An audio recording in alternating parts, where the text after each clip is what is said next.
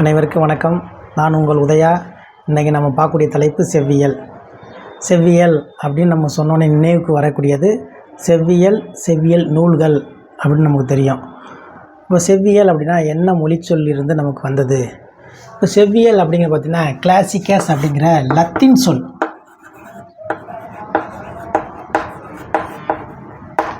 கிளாசிக்கஸ் அப்படிங்கிற Latin சொல்லிருந்து classism அப்படிங்கிற ஆங்கில சொல்.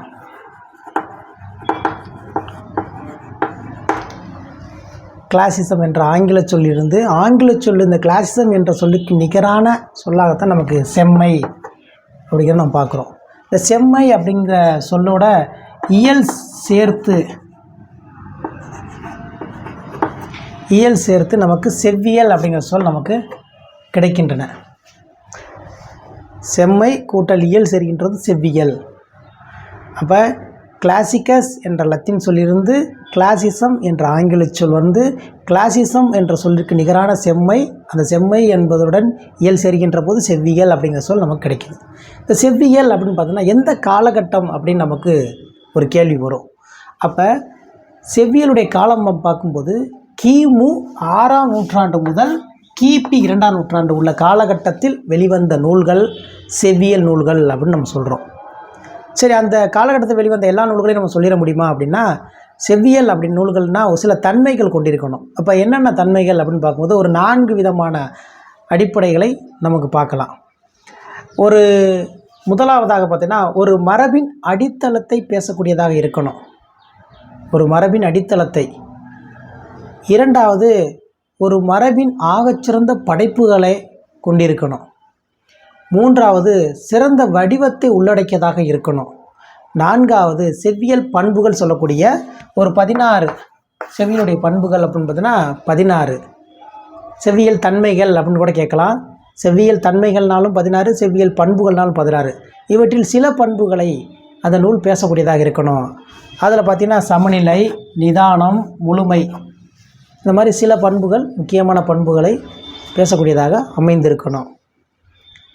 இந்த மாதிரி செவ்வியல் தன்மைகள் கொண்ட ஒரு நூல்களையும் கிமு 6ஆம் நூற்றாண்டுலேருந்து கிபி 2ஆம் நூற்றாண்டு உள்ள காலகட்டத்தில் வெளிவந்த நூல்களைத்தான் நம்ம செவ்வியல் நூல்கள் அப்படி சொல்கிறோம். அப்போ செவ்வியல் நூல்கள் எத்தனை அப்படின்னு பார்த்தீங்கன்னா, செவ்வியல் நூல்கள் அப்படின்னு பார்க்கும்போது நமக்கு 41 செவ்வியல் நூல்கள் மொத்தம் 41. இதில் இலக்கண இலக்கிய நூல்கள் உள்ளடங்கியது.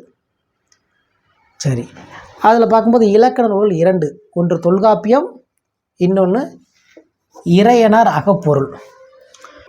காப்பியங்கள் அப்படின்னு பார்த்திங்கன்னா சிலப்பதிகாரம், மணிமேகலை 2 காப்பியங்கள். 8 தொகைன்னு பார்க்கும்போது 8, 10 பாட்டில் 10, 11 கீழ்கணக்கில் 18, பிற நூல்கள் அப்படின்னு சொல்லும்போது 900.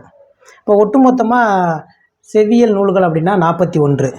இதில் செவ்வியல் இலக்கியங்கள் அல்லது செவ்வியல் இலக்கிய நூல்கள் அப்படின்னு கேட்டால் 39. ஏன் எப்படி 39 அப்படின்னா, இலக்கண நூல்கள் சொல்லக்கூடிய தொல்காப்பியத்தையும் இறையனார் அகப்பொருளையும் அது இலக்கண நூல்கள், அதை நீக்கிட்டோம்னா மற்ற எல்லாமே இலக்கிய நூல்கள். அதனால் அது 39.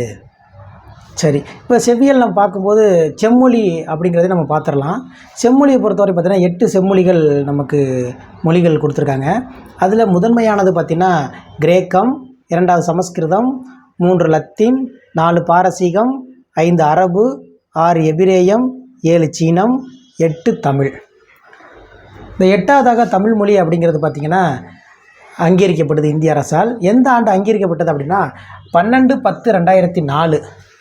2004 தான் பார்த்திங்கன்னா இந்திய அரசு நமக்கு செம்மொழி அப்படிங்கிற அந்தஸ்தை கொடுக்குது. அப்போ முதலாவதாக இருக்கக்கூடியது கிரேக்கம், 2வது சமஸ்கிருதம், 3வது லத்தீன். இதெல்லாம் அந்த அடிப்படையை பார்த்திங்கன்னா நம்ம பார்த்துக்கணும். ஏன்னா முதலாவதாக செம்மொழியாக அங்கீகரிக்கப்பட்ட மொழி எது அப்படின்னு கேள்வி வரலாம். அது கிரேக்கம்.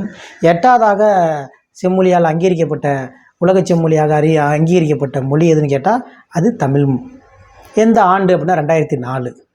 இந்த மாதிரி பார்த்திங்கன்னா செம்மொழி அப்படின்னு செவ்வியல் அப்படின்னு நம்ம சொல்லும்போது செவ்வியலுடைய தன்மைகள் என்ன, செவ்வியல்னா என்ன, செவ்வியல் எந்த சொல்லிலிருந்து வந்தது, அதுக்கப்புறம் செவ்வியல் நூல்கள் எது, செவ்வியல் இலக்கியங்கள்லாம் எத்தனை, இதெல்லாம் நம்ம ரொம்ப கவனமாக படிக்க வேண்டிய ஒரு பகுதி. நன்றி.